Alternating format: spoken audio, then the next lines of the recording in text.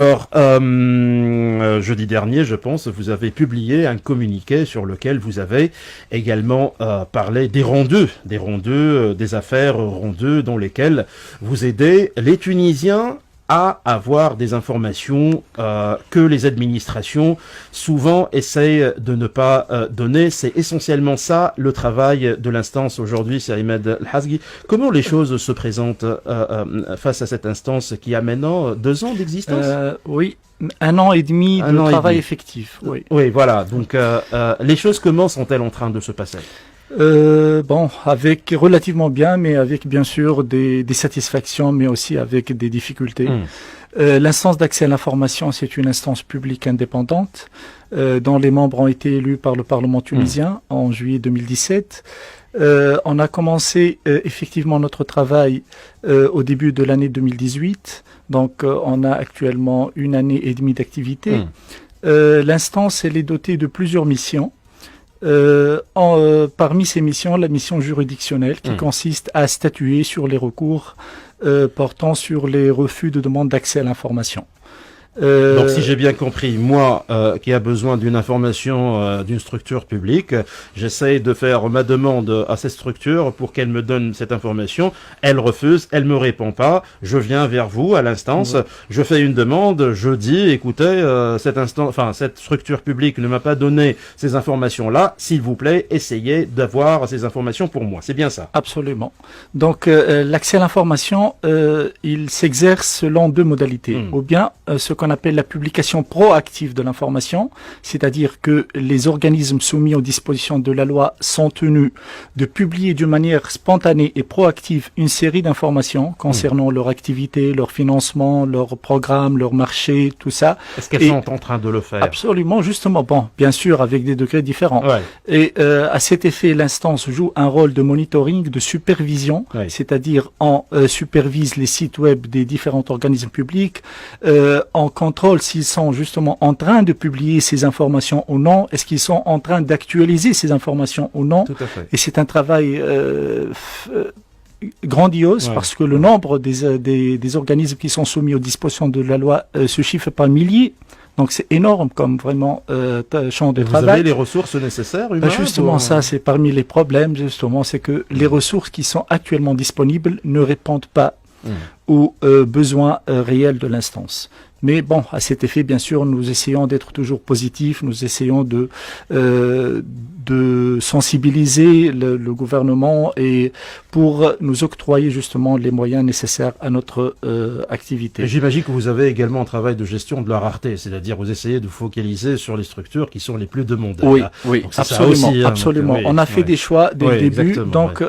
On s'est concentré justement sur les organismes les plus importants, les ministères, les communes, les entreprises publiques, les établissements publics.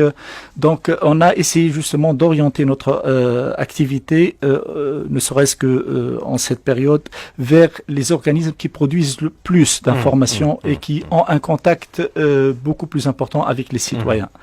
Donc, on a ce rôle à jouer qui consiste justement à superviser et à contrôler le respect. Monitorer aussi. Voilà.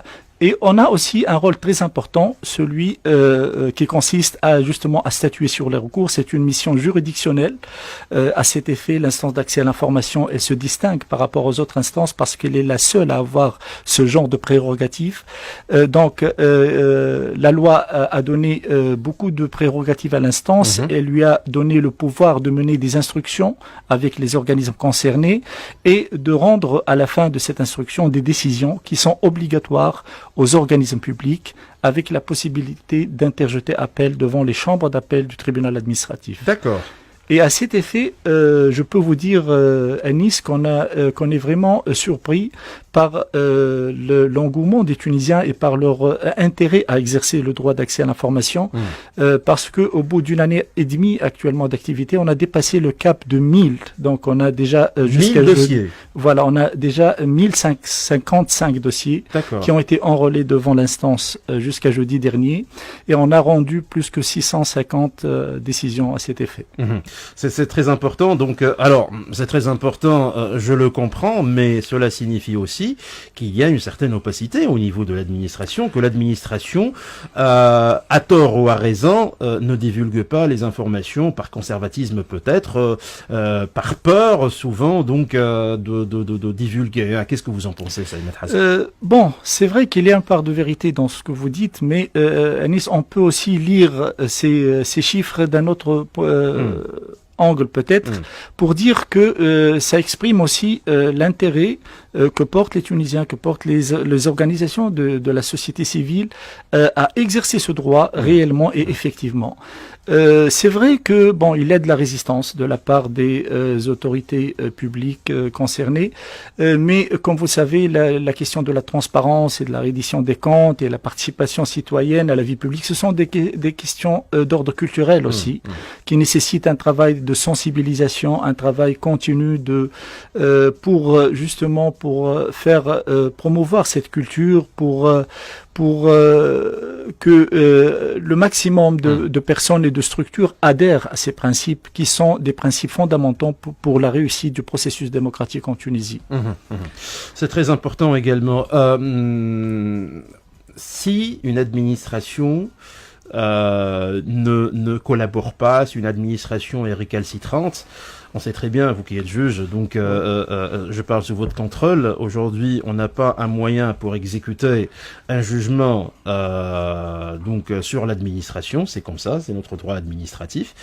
Souvent, on a en main un jugement du tribunal administratif qui est passé en cassation et on n'arrive pas donc ni à avoir des dommages-intérêts de l'administration ni à exécuter donc un jugement de l'administration. Ça aussi, c'est une tare pour notre je dirais, espace juridictionnel.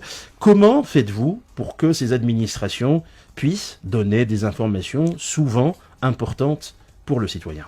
Ok. Bon, vous soulevez, Anis, là un grand problème relatif à l'inexécution des décisions de justice. Oui. Bon, c'est un phénomène assez général et qui n'est pas propre vraiment aux juridictions administratives en Tunisie. Toutefois, ce que je tiens à signaler, c'est que jusqu'à présent, après une année et demie d'activité de notre instance d'accès à l'information, la majorité des instances et des structures publiques sont en train d'exécuter d'une manière remarquable nos décisions. Et d'ailleurs, on a presque 20% des décisions qui ont été exécutées, ou bien des affaires, des demandes d'accès à l'information, que les administrations ont donné une suite favorable, même avant que nous prononcions des décisions à cet effet. D'accord. Donc, il y a 20% déjà des 650 décisions qu'on a rendues, sur lesquelles on a conclu, on a statué sur un non-lieu à statuer. D'accord. C'est-à-dire que le demandeur de l'information a eu l'information, ou bien a eu les documents qu'il a demandés. D'accord. Et c'est un bon signe.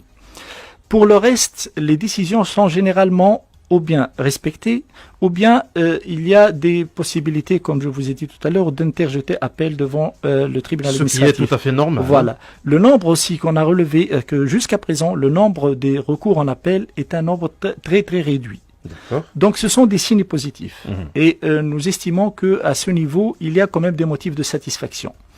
Toutefois, bien sûr, le problème de l'inexécution des décisions, bon, vous me dites qu'après, on peut aller jusqu'au tribunal administratif et après, même lorsqu'on aurait un jugement définitif en notre faveur, on aura peut-être des problèmes à l'exécuter. Tout à fait. Ça, c'est vrai que c'est un problème auquel il faut y remédier, bon, tout en précisant que le nombre des décisions qui sont inexécutées n'est pas aussi important qu'on le pense.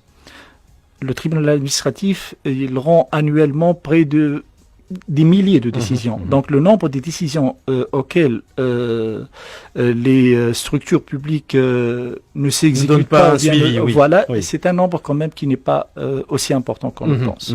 Et aujourd'hui, si je vous dis, Ahmed Hasgui, président de l'instance nationale d'accès à l'information, le top 3 des structures publiques les plus, je dirais, collaboratrices, et le top 3 aussi, enfin pas top 3, down 3, bottom 3. Donc des administrations qui en queue de peloton, donc qui n'interagissent pas avec Bon, l'instance. il y a des structures, c'est vrai que qui se distinguent par une collaboration très positive avec l'instance d'accès à l'information et qui se distinguent aussi par les efforts déployés, surtout en matière de publication proactive de l'information. Je peux citer quelques exemples: le ministère de l'Agriculture, le ministère de la Culture, le ministère des Jeunesses et des Sports, le ministère des Domaines de l'État et des Affaires foncières, aussi quelques entreprises publiques comme la STEG par exemple, comme l'Agence nationale de protection de l'environnement. Il y a des structures, des entreprises et des communes aussi, comme la commune de Akouda par exemple, la commune de Tunis, il y a des communes qui sont Hammamet, de plusieurs, et même dans des endroits qui sont quand même, c'est-à-dire des localités qui n'ont pas les moyens, mais qui manifestent une très bonne volonté pour promouvoir la transparence, la reddition des comptes au niveau de leur et donner région. l'information. Voilà. Ouais. Par contre, il y a d'autres ministères, franchement, qui se distinguent par je ne sais pas comment qualifier ça, mais en tout cas une collaboration qui n'est pas vraiment à la hauteur et par des efforts qui ne sont pas du tout à la hauteur ou bien à la hauteur de la loi en tout cas. Tel que le ministère par exemple des technologies de l'information. C'est une chose qui est très très bizarre. Aussi, on a quelques difficultés avec le ministère des Affaires locales aussi. On essaie d'y remédier maintenant avec Simurtar Al-Hamami. Il y a donc des ministères, des structures, parfois des localités, des communes qui n'ont pas vraiment les moyens adéquats qui leur permettent de respecter l'engagement.